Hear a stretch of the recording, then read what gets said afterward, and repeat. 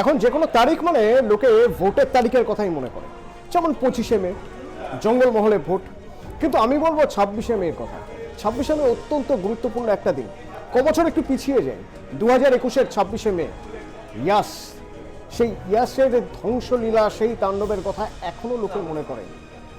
আবার একটা 26শে মে 2024, এবার কি সেই একই রকম তাণ্ডব চালাবে রেমাল?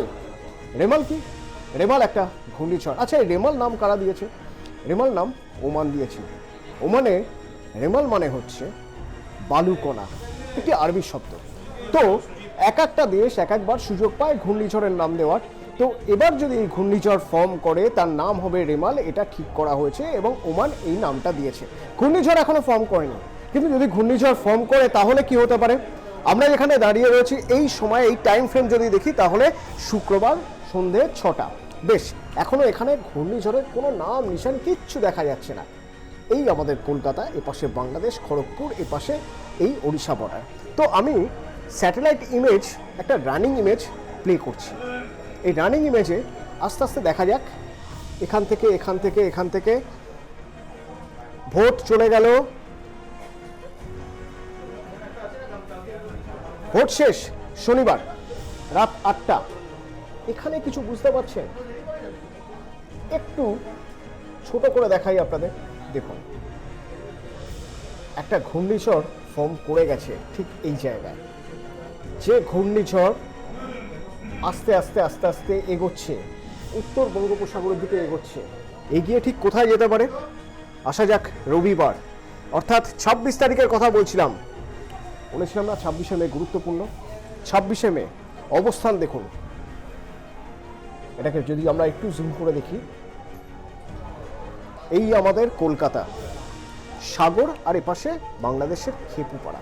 বলা হচ্ছে সাগর আর খেপুপাড়ার মাঝখানে এই 180 কিলোমিটার এই জায়গায় হিট করবে, ল্যান্ডফল হবে, অর্থাৎ ভূপৃষ্ঠ ছোবে রেমাল যদি ঘূর্ণিঝড় ফর্ম করে যায়, যা ফর্ম করে যাবে শনিবারে 25 তারিখে, এবং তারপর 26 তারিখ, অর্থাৎ 25 তারিখ মধ্যরাত বা তারপর থেকেই ল্যান্ডফল শুরু হয়ে যাবে।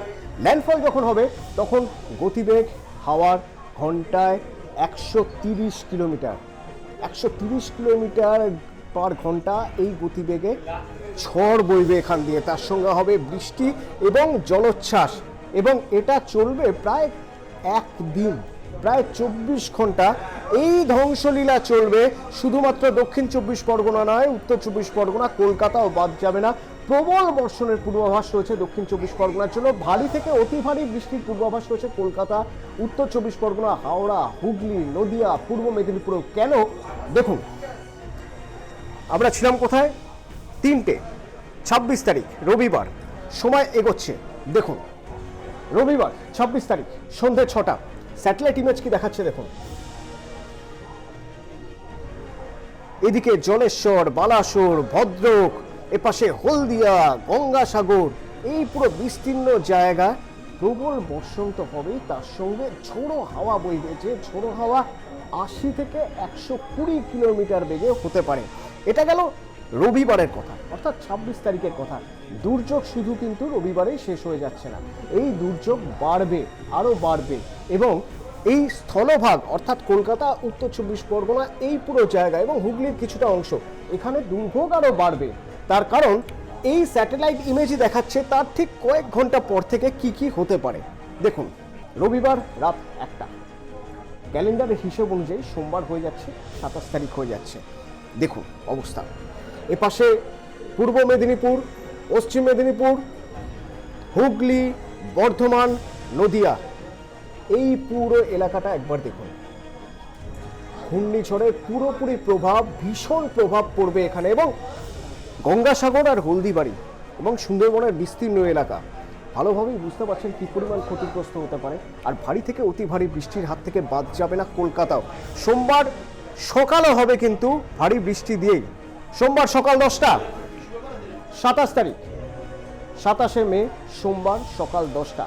স্যাটেলাইট ইমেজ বা স্যাটেলাইট প্রজেকশন যা বলছে তাতে সোমবার সকালে কলকাতা, কোলাঘাট, হলদিয়া, খড়গপুর, এপাশে গঙ্গাসাগর, হলদিবাড়ি, শ্যামনগর, এই বিস্তীর্ণ জায়গা, এবং উপরে উপরের দিকে বাঁকুড়া, দুর্গাপুর, সিউড়ি, নলহাটি, কাটোয়া এবং ওদিকে চলে যাচ্ছে আমাদের বাংলাদেশের পাবনা, শাইলকুপা, এদিকে যশোর, খুলনা, পিরোজপুর, মাথাবেড়িয়া, এই পুরো এলাকা ঝড় বৃষ্টি এবং কোথাও প্রবল বৃষ্টি, কোথাও ভারী থেকে অতি ভারী বৃষ্টির পূর্বাভাস রয়েছে। অর্থাৎ টানা 24 ঘন্টা এই প্রেডিকশন থাকবে, বৃষ্টি থেকে ভারী বৃষ্টি, অতি ভারী বৃষ্টি এবং প্রবল বর্ষণ।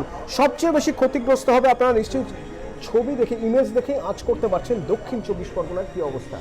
দক্ষিণ 24 পরগনা সবচেয়ে বেশি ক্ষতিগ্রস্ত হবে।